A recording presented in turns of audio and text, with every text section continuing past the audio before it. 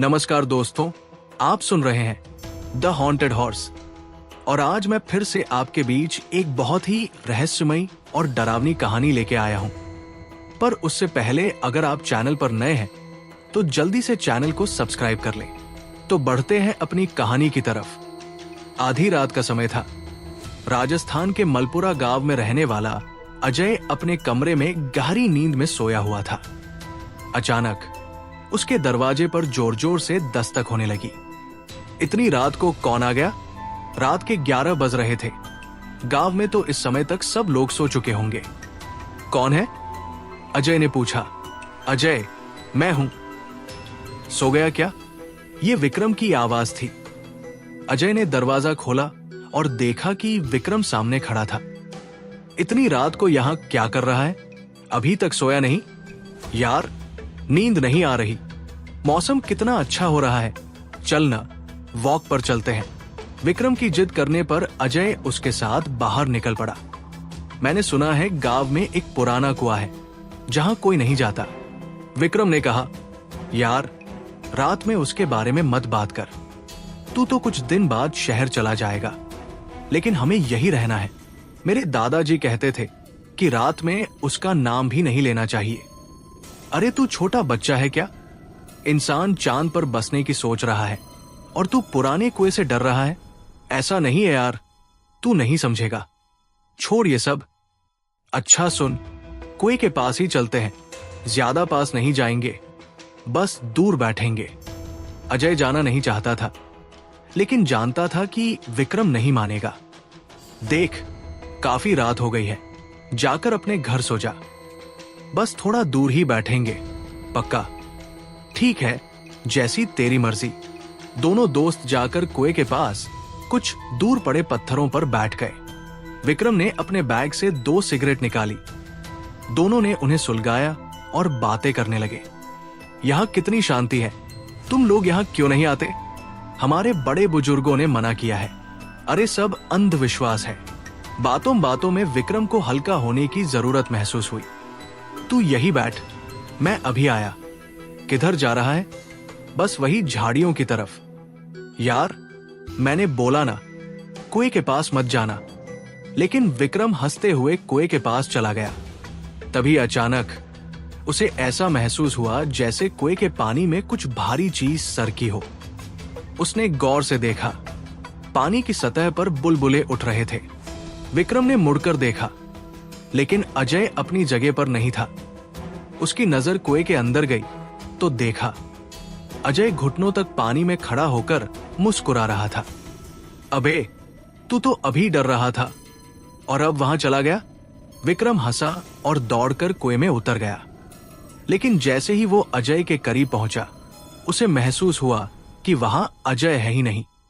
तभी विक्रम को लगा कि किसी ने उसके पैरों को जकड़ लिया है। उसके शरीर पर कुछ लिपटने लगा, जैसे सैकड़ों ठंडी उंगलियां उसे पकड़ रही हों। अजय, बचा मुझे। लेकिन अब उसकी आवाज भी बंद हो रही थी। वो जितना बाहर निकलने की कोशिश करता, उतना ही कुआं उसे अंदर खींचता जा रहा था। तभी उसने कुएं के तल में एक भयावह आकृति देखी। सड़ा गला चेहरा, बदबूदार शरीर और गंदी लटकती हुई खाल। वो राक्षस जैसा जीव हाथ बढ़ाकर विक्रम को पकड़ने लगा। विक्रम चीखना चाहता था, लेकिन उसकी चीखें कुएं के पानी में घुट गई। रात के 12 बज चुके थे। अजय डर से कांपता हुआ गांव की ओर भागा और लोगों को बुलाया। कुछ ही देर में पूरा गांव कुएं के पास इकट्ठा हो गया। क्या तुम नहीं जानते कि इस कुएं में बीरू बाबा की आत्मा रहती है? फिर क्यों गए वहां? मैंने उसे बहुत समझाया, लेकिन वो नहीं माना। अब कुछ नहीं हो सकता। जिसे बीरू बाबा देख लेता है, वो बच नहीं सकता। सुबह होते ही गांव के लोग कुएं में गए और विक्रम की लाश बाहर निकाली। उसकी आंखें गायब थी। शरीर के कई हिस्सों का मांस नोचा हुआ था और पेट के अंदर सिर्फ कीचड़ और पत्थर भरे हुए थे। विक्रम के माता पिता उसकी लाश को पोस्टमार्टम के लिए ले गए। डॉक्टरों ने बताया मौत दम घुटने से हुई, लेकिन मुंह और पेट के अंदर मिट्टी भरी हुई है। ऐसा लगता नहीं कि ये किसी इंसान का काम है। गांव वाले समझ गए कि ये बीरू बाबा का प्रकोप था। अजय को बहुत बड़ा सदमा लग चुका था। उसे विक्रम की मौत के बारे में कुछ नहीं बताया गया। एक रात जब उसके माता पिता शहर गए हुए थे तो रात के 12 बजे उसके दरवाजे पर फिर जोर जोर से दस्तक हुई। लगता है माम बाबूजी लौट आए। अजय ने दरवाजा खोला, बाहर कोई नहीं था। उसने गली के मोड़ पर एक काला साया खड़ा देखा। कौन है वहां? तभी जानी पहचानी आवाज आई। क्यों अजय, मुझसे मिलने नहीं आएगा? विक्रम, तू जिंदा है? हाँ, चल मेरे साथ, बहुत कुछ बताना है। अजय तेजी से विक्रम की ओर बढ़ा, लेकिन विक्रम गली से निकलकर कुएं की ओर चलने लगा। जल्दी कर, कुएं में स्विमिंग करेंगे। अजय दौड़ता हुआ विक्रम के पास पहुंचा, लेकिन जैसे ही उसने उसे छूना चाहा, उसके हाथ खाली रह गए। तभी कुएं के अंदर से वही सड़ागला भूत बाहर निकला और अजय को खींचने लगा। अजय की जोरदार चीख निकली। तभी गांव के पुरोहित काका वहां पहुंचे और गंगाजल छिड़क दिया। त्र्यंबकम यजामहे। गंगाजल पड़ते ही वो भूत जोर से चिल्लाया और कुएं के अंदर समा गया। बेटा, तुम बच गए, लेकिन अब इस कुएं के आसपास भी मत आना।